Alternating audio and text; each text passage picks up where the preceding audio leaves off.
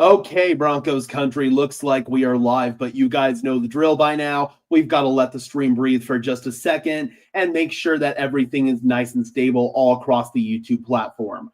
Welcome in, Broncos country, to this Denver Broncos Syndicate live stream as we have some breaking news coming out of the Mile High City. The Denver Broncos have extended another player. Before we reveal who that player is, we're going to go ahead and let some people start streaming on in here. While we do that, be sure to leave a like on the stream as well as subscribe and ring the bell so these videos appear in your notification feed. I would really appreciate it. They are both free and easy ways to show your support. It helps tell YouTube's algorithm to push us out, and it helps us get seen by more and more members of Broncos country just like you and me. Additionally, if you want to go above and beyond in supporting the channel, please consider becoming a channel member today. I would really appreciate it. The link is in the description below if you want some extra perks and incentives in exchange for helping me out and helping the channel grow. All right, guys, let's go ahead and bring in the big news that just came down a few minutes ago. According to Broncos insider Mike Kliss, per source, the Broncos have reached a 4-year extension with center Luke Wattenberg. As of this second, the financial terms of the deal have not been disclosed. But 4-year extension for a player who we've made multiple videos on this channel saying we probably ought to replace this player. I don't know if this is the right move for the Denver Broncos. I understand that they want to keep continuity on the offensive line. I get it. But Luke Wattenberg has been the clear and obvious weak link on that offensive line for the last 2 seasons. He's a good pass protection center, but his shortcomings in the run blocking are really hard to ignore. He gets blown up off the ball way too often and ends up getting pushed in the backfield. It's really rough to watch. Additionally, his snapping is an issue, and you need to be able to snap the ball well if you're going to play center at the NFL level. He snaps high, he snaps low, and because his snaps aren't always on target, it can lead to issues where the play timing gets thrown off, and sometimes Bo can't get to that extra progression in the read because he's got to field a crappy snap from Luke Wattenberg. This is not the move that I would have made. I'm going to have to see the finances, especially the guaranteed money and the average annual value.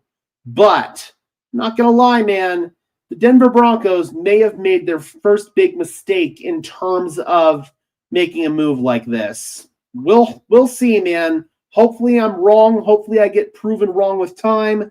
I'm going to keep checking here and make sure the financial terms have not come out. Okay, they just came out right now. According to Tom Pelissero, it's a 4-year, $48 million extension, so that's an average annual value of $12 million, including $27 million guaranteed.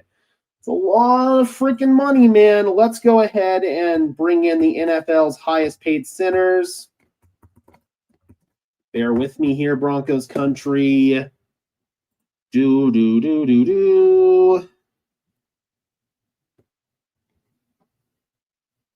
All right, let's go ahead and bring in this tab here, courtesy of Spot Track. In terms of average annual value, we've got Creed Humphrey. He's the highest paid center at $18 million. You've got Elton Jenkins of the Green Bay Packers at $17 million. Cam Jurgens of the Eagles at $17 million.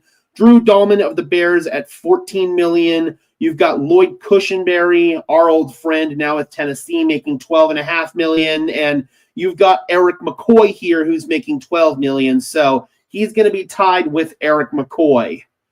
Oh, man, I am not a fan of that at all. I think that's way too much money for a player who, in my opinion, holds back the offense. This is not the move I would have made. It's tough to doubt a lot of the moves that the Denver Broncos have made. It really is. Oh, this is cool, though. This is cool. Tom Pelissero tweeted out a clip from my guy Frankie Abbott, a.k.a. Frankie's Film, from Let's Talk Broncos. That's actually really friggin' sick, Frankie. But regardless, man, I really don't like what Luke Wattenberg brings to the table. He gets blown up off the ball. His snapping's an issue. I understand wanting to keep the continuity. I understand wanting to keep the rapport with Bo Nix, but I would not have done it. Maybe they thought it was better to pay a cheaper center and use the money elsewhere. Well, I don't know, man. He's still within the top 10 of highest paid centers in the NFL. That's still a really large chunk of change. And for me, at least, that's pretty tough to swallow. I would have invested this money in other positions. I would have rather brought back John Franklin Myers. I would have rather invested this into Malcolm Roach. Apparently, the Broncos are still looking to extend Malcolm Roach, but God, man, I'm trying to put a positive spin on it, but there's not really a positive spin I can put on this one. I strongly disagree with this move. Maverick agrees. He says, I don't know about this one. We got Rodney in the house. Good to see you, my friend. Hope you are doing well. Let me know, Broncos country. How do you feel about this? Let's get a pulse on this in the chat.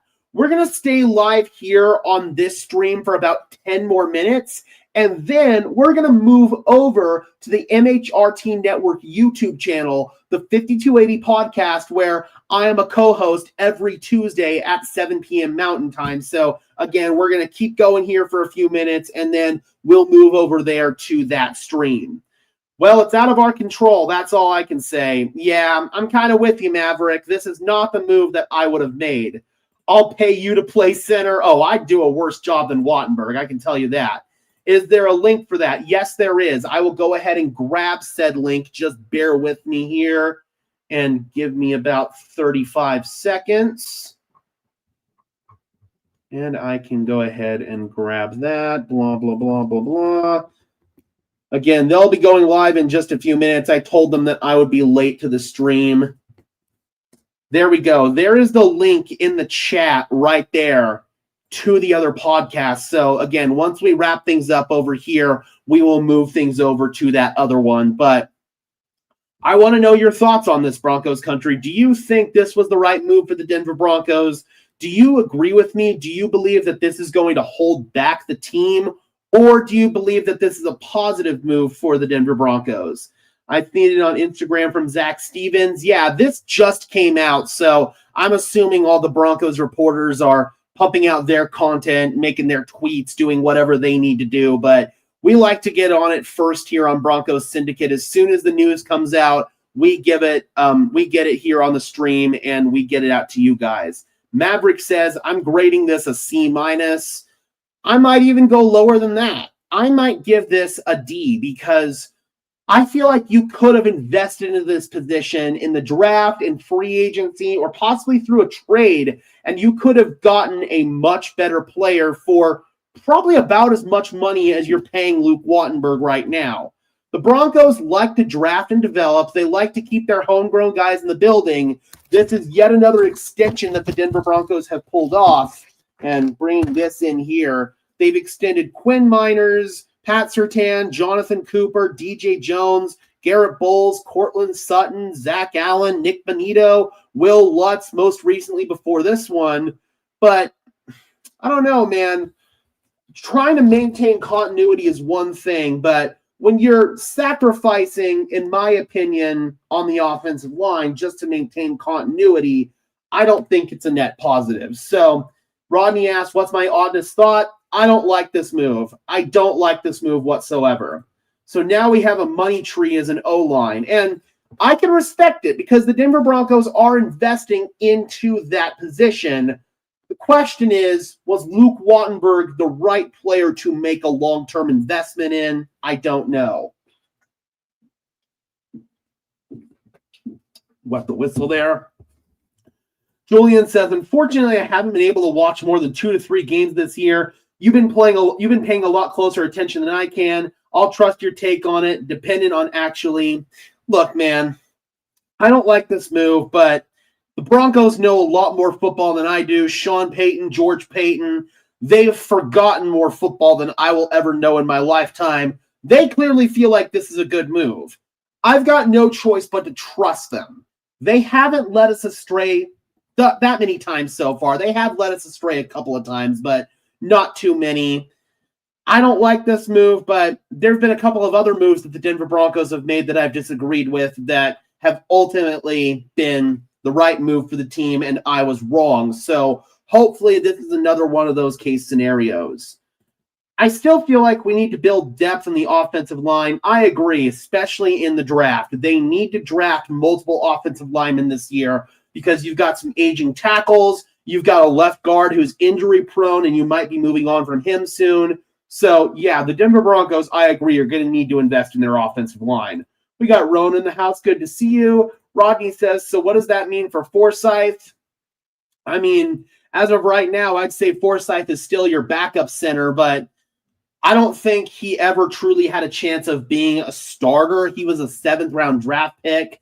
Anytime you've got a 7th-round pick, it's basically a lottery ticket, and he never developed, never materialized into much. He's a solid backup, but I wouldn't say he's anything more than that for this team. Is the team's biggest flaw actually roster building, signings, trades?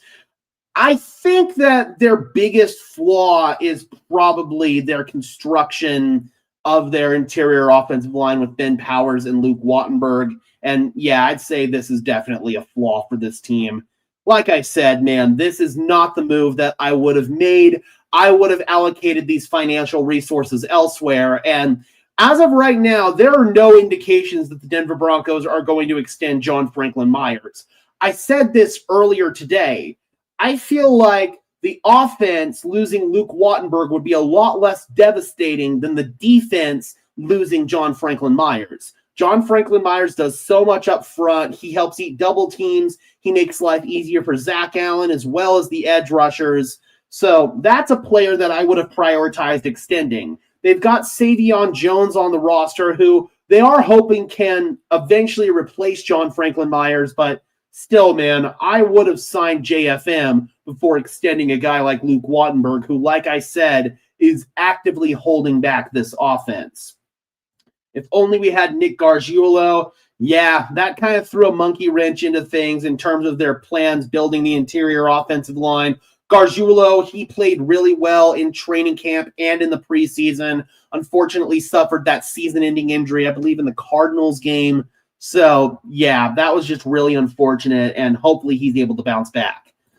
Rodney says, I heard Brandon Cooks signed with the Bills. Yes, he did. We talked about that in the stream earlier. I don't believe that the Denver Broncos were ever going to be interested in Cooks, and a report came out saying they weren't in on him. Benjamin Albright confirmed my suspicions. The relationship between Sean Payton and Brandon Cooks is not good after Sean Payton decided to trade Cooks away back in 2017. So, yeah, I don't believe anything would have happened there. Coach Payton says he really likes what he has. I'm starting to really trust him now, and I've got no choice but to trust him either, quite frankly, because he hasn't led us astray too many times for this point. If they feel like Luke Wattenberg is their best option at center long-term, then I have to trust him. But I still can sit here and question the move at the end of the day. Sorry about that, Broncos country. Yeah, I would have invested in extending Roach and McMillan. I still imagine they will extend Roach. And then as far as Jaquan's concerned, he's probably going to end up getting a tender as a restricted free agent. They have a lot more flexibility in terms of the ways that they can bring him back. So, yeah, I think that with Jaquan McMillan, it's probably gonna be that path for him. All right, Maverick, we will see you later, my friend. If the playoffs started today, do you think we can beat the Buffalo Bills at home? Yes. I said this in the previous stream earlier today. I don't think there's a team outside of maybe the Baltimore Ravens that I'm scared of in the AFC. There really is no team out there that's better than the Denver Broncos right now. The Denver Broncos are playing some high-end football. The Chiefs don't scare me. The Bills have shown signs of flaws, and pretty much every other team in the AFC has shown signs of flaws. This really is kind of feeling like the Denver Broncos year. Like the main Gage, thanks for the updates. You're the best, bro. Keep it up. Thank you so much, my friend. Really, really appreciate it. All right, guys. Now is the time that we're going to move over to the other podcast. It's going to get started at 7 p.m. Mountain Standard Time. It's over on the MHRT Network YouTube channel. If you guys don't know, I do co-host a podcast with 3 other Broncos fans every single Tuesday, 7 p.m. I just put the link in the description below. I'm going to be heading over there, and we're going to be going live in a couple minutes. So if you guys want to follow me over there, that would be awesome. Meanwhile, be sure to leave a like on this stream as well as subscribe and ring the bell so these videos appear in your notification feed. I would really appreciate it. Those are both free and easy ways to show your support. It tells YouTube's algorithm to push us out, and it helps us get seen by more and more members of Broncos country just like you and me. Additionally, if you want to go above and beyond in supporting the channel, please consider becoming a channel member today. The link is in the description below if you want some extra perks and incentives in exchange for helping me out, helping the channel grow, and helping improve the production quality of this content. All right, guys, I will see you over on the other podcast. And until then, I'm your host, Gage Madrid, saying peace out.